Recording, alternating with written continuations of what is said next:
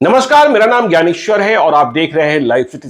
देखिए, इस वक्त सुबह की सबसे बड़ी खबर यह है कि आज तेजस्वी यादव की मुलाकात पप्पू यादव से हो रही है।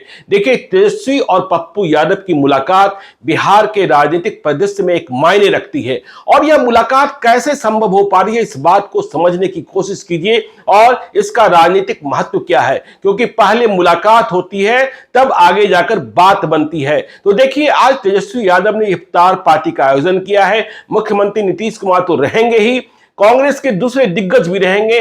सभी पार्टी के नेताओं को बुलावा भेजा गया है, लेकिन बीजेपी वाले नहीं जा रहे, वे नहीं जाएंगे। लेकिन तेजस्वी यादव ने आज की इफ्तार पार्टी के लिए पप्पू यादव को भी न्योता भेजा है। वो पप्पू यादव जिन्हें पिछले कई वर्षों से आरजेडी की ओर से कोई न्योता नहीं भेजा जाता था। तो क्या पप्पू यादव को न्योता भेजा जाना 2024 की लोकसभा चुनाव की तैयारियों को कनेक्ट कर रहा है? लोकसभा चुनाव की तैयारियां सभी पार्टियां शुरू कर चुकी है, तो यह मायना है और इसके मतलब है।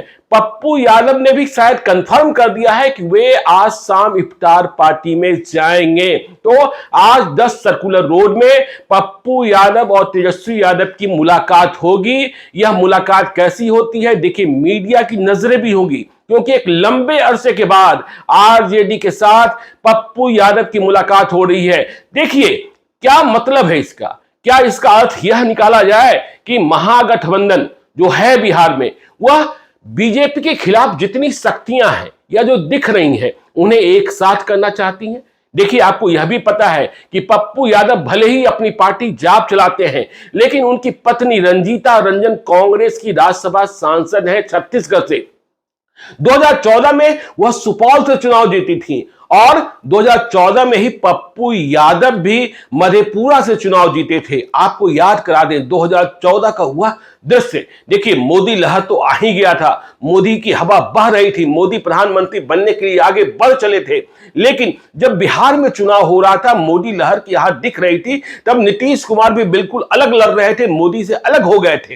तो बिहार में त्रिकोणीय लड़ाई थी। लेकिन जब सीटों के ऐलान की बारी आई थी, तो राजद ने मधेपुरा सीट का ऐलान सबसे अंतिम में किया था। बहुत ही कयास लगाए जा रहे थे और आखिरी दिन ऐलान हुआ था पटना के मौर्या होटल में। लालू यादव ने स्वयं ऐलान किया था मधेपुरा से। और जिन्हें याद होगा, जिन्हें उन दिनों की याद होगी, वे देखे होंगे कि किस तरीके से लालू यादव और पप्पू यादव का फिर से पुनर्मिलन हुआ था। लेकिन 2015 के अंत आते आते बात बिगड़ गई थी।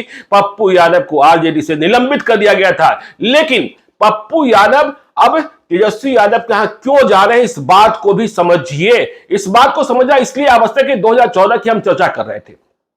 2014 में क्या हुआ कि मोदी लहर के बाद भी जो सीमांचल, कोसी और भागलपुर का इलाका था, वहां मोदी लहर ठहर सा गया था। आप अररिया की बात कर लें, बीजेपी हार गई थी। किशनगंज की बात कर लें, बीजेपी हार गई थी। कटिहार की बात कर लें, बीजेपी हार गई थी। मधेपुरा की बात कर लें, बीजेपी हार गई थी। सुपौल की बात कर लें, बीजेपी हार गई थी। भागलपुर की बात कर लें, बीजेपी हार गई थी। बांका की बात कर लें, बीजेपी हार गई थी। लेकिन इसके लिए लालू यादव ने रणनीति क्या तैयार की थी?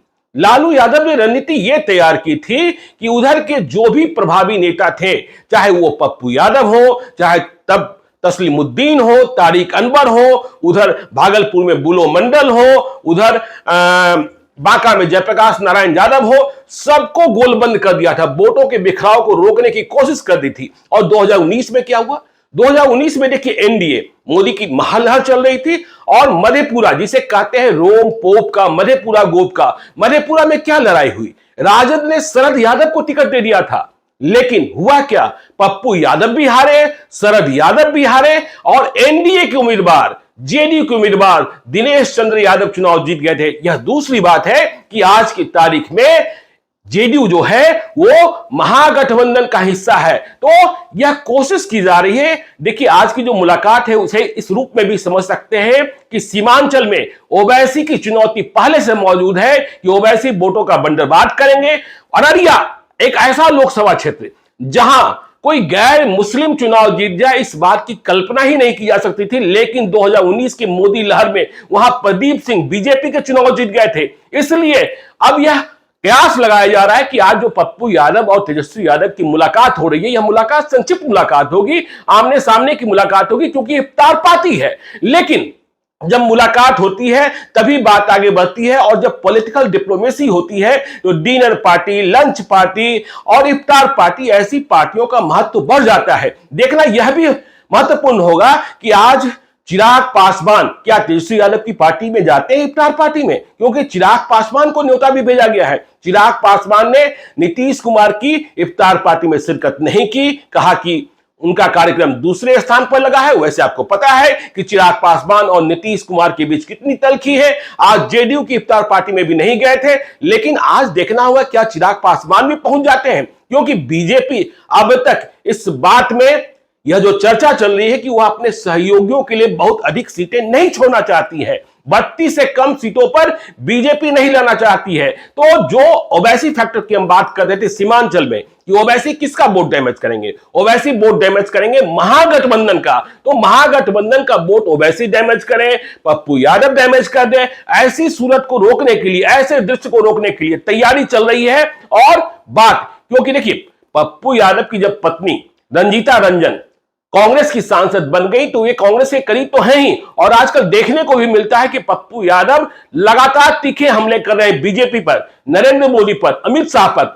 तो आज की यह मुलाकात महत्वपूर्ण होगी, और इसे लेकर सुबह से ही ट्विटर पर और सोशल मीडिया में चर्चा शुरू हो गई है कि पप्पू यादव तेजस्वी यादव की होने वाली मुलाकात का मायने क्या है, और तेजस्वी यादव ने कैसे न्योता भेज दिया पप्पू यादव को। दूसरी पार्टियों की नजर भी रहेगी, और यह नजर कोसी, सीमांचल, उन इलाकों में। देखिए पप्पू यादव को इस रूप में भी जाना जाता है कि वो चुनाव जीते चुनाव हारे, गरीबों की मदद करने पहुंच जाते हैं, जहां घटनाएं घटती हैं वहां पहुंच जाते हैं और लोगों से मिलते हैं, सुख दुख बांटते हैं। तो आज तेजस्वी यादव का न्योता जो है वो पप्पू यादव के पास पहुंचा है। पप्पू यादव शाम की इफ्तार पार्टी में जा रहे हैं, मीडिया की नजर रहेगी, और यह देखने वाली बात होगी कि इस मुलाकात के बाद तेजस्वी यादव क्या कहते हैं, पप्पू यादव क्या कहते हैं, और आगे कौन सी पॉलिटिकल लेबोरेटरी में नए प्रयोग होते हैं। क्योंकि बीजेपी एक बड़ी शक्ति है, और इसमें भी कोई शक नहीं कि बीजेपी जो भारतीय जनता पार्टी है, वहां 24 घंटे चुनाव पर काम चल रहा होता है। वह उस माइक्रो लेवल पर काम करता है जहां पन्ना कमेटी बन गया है, मतलब वोटर लिस्ट के एक एक पन्ने के लिए एक एक पदाधिकारी की नियुक्ति की गई है कि इन 30 लोगों की ही आपको देखभाल करनी है। तो आज पप्पू यादव और तेजस्वी यादव की मुलाकात हो रही है। यह मुलाकात राजनीतिक संदर्भ में बड़े मायने रखता है, और बिहार के परिदृश्य में, क्योंकि दुश्मनी थी, लोग एक दूसरे को देखना नहीं चाहते थे, क्या क्या नहीं कहा जाता था। तो शाम में क्या होगा यह भी हम देखेंगे, आपको बताएंगे। आप देखते रहिए लाइव सीरीज को। यदि अब तक आपने हमारे यूट्यूब चैनल लाइव सीरीज को सब्सक्राइब नहीं किया है तो जरूर कर लीजिएगा, और यदि इस वीडियो को फेसबुक पेज के माध्यम से देखें तो पेज को लाइक कीजिएगा, ट्विटर पर भी हमें फॉलो कीजिए। धन्यवाद।